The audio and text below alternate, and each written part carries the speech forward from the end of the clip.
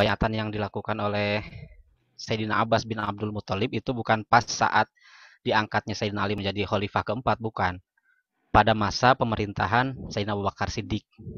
Gitu. Jadi Sayyidina Abbas bin Abdul Muthalib sempat membaiat Sayyidina Ali karena menurut pandangan beliau saat itu yang berhak untuk menjadi pengganti Rasul adalah keluarga dari Bani Hashim, dan yang dipilih oleh beliau adalah Sayyidina Ali bin Abi Thalib.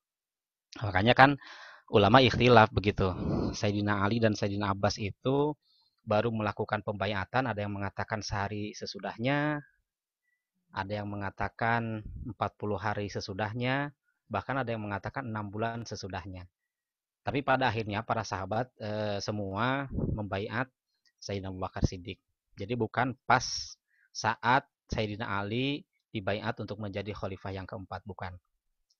Kemudian yang kedua, eh, terkait ulama yang masuk di pemerintahan, kemudian ulama yang terjun ke politik. Memang ada sebagian orang yang berpendapat seolah-olah ulama yang terjun di politik, yang dekat dengan penguasa itu dianggap ulama su. Nah, ini yang harus kita hati-hati supaya kita tidak seuzon kepada ulama ya. Eh, Biasanya mereka mengambil dalil dari hadis Nabi Shallallahu Alaihi Wasallam. Al ulama umana ur-rusul ala ibadillahi ta'ala malam yukholitu salatin. Para ulama itu adalah kepercayaannya para rasul atas para hamba Allah selama mereka tidak bergaul dengan penguasa. Nah, kemudian lanjutan hadisnya fa in khalatuhum wa fa'alu dzalika faqad khanur rusula wa khanuhum fahdharuhum wa a'taziluhum. Kalau mereka bergaul dengan penguasa gitu ya dan berbuat demikian, maka mereka telah berkhianat kepada para rasul, maka tinggalkan dan hindarilah mereka. Nah, ini salah satu perawi dari sanad hadis ini itu bermasalah. Yang pertama, yang kedua, ini tidak bisa dijadikan sandaran bahwa ulama yang terjun ke politik atau ulama yang dekat dengan penguasa, bahkan penguasa yang mohon maaf dicap zolim sekalipun, kita tidak boleh bersuuzon bahwa yang bersangkutan adalah ulama su.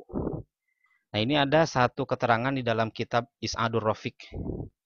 Di sini dijelaskan, wa alla yakuna mutaraddidan ala salatin wa ghairihim min arbabir riyasah fid dunya illa li hajatin wa daruratin au maslahati diniyah rajihatin alal mafsadah.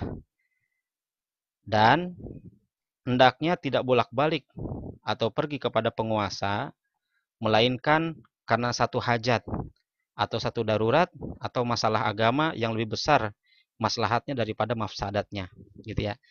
Jadi para ulama yang terjun ke politik, para ulama yang dekat dengan penguasa, beliau-beliau itu punya argumentasi tersendiri yang pasti ujungnya demi kemaslahatan umat Islam, demi kemaslahatan umat Islam, gitu ya. Jadi mohon maaf kita sebagai orang awam gitu ya, jangan sekali-sekali kita bersuuzon kepada para ulama. Entah kalaupun misalnya di dalamnya terjadi perbedaan, ulama A mengkritik ulama B, ulama C mengkritik ulama D. Nah, itu ikhtilaf di kalangan beliau-beliau. Gitu ya, ikhtilaf di kalangan beliau-beliau yang jangan sampai menjadikan hati kita kotor sehingga menuduh para ulama-ulama kita dengan tuduhan yang tidak benar begitu ya. Nah, itu pandangan saya tuh yang kedua.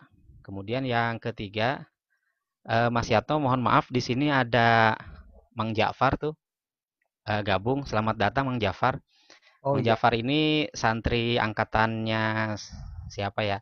Beliau dipercaya oleh Ibu Ustadz itu untuk megang kitab Minhajul Thalibin di pondok itu. oh Jadi iya. pakarnya fikih lah santri yang sekarang itu, bahkan sampai sekarang beliau masih istiqomah membantu keluarga pesantren untuk ngisi para santri. Saya mohon usul ke Mas Yatno nih supaya Mang Jafar bisa mewarnai Zoom kita di episode-episode selanjutnya. Wabil khusus, misalnya beliau khusus di bidang fikih saja gitu kan. Minhajul Thalibin itu kan dulu kitab yang paling sulit begitu ya. Eh, dan sepeninggal Ustadz itu yang megang kitab Minhajul Thalibin itu Ustadz Ujang gitu ya.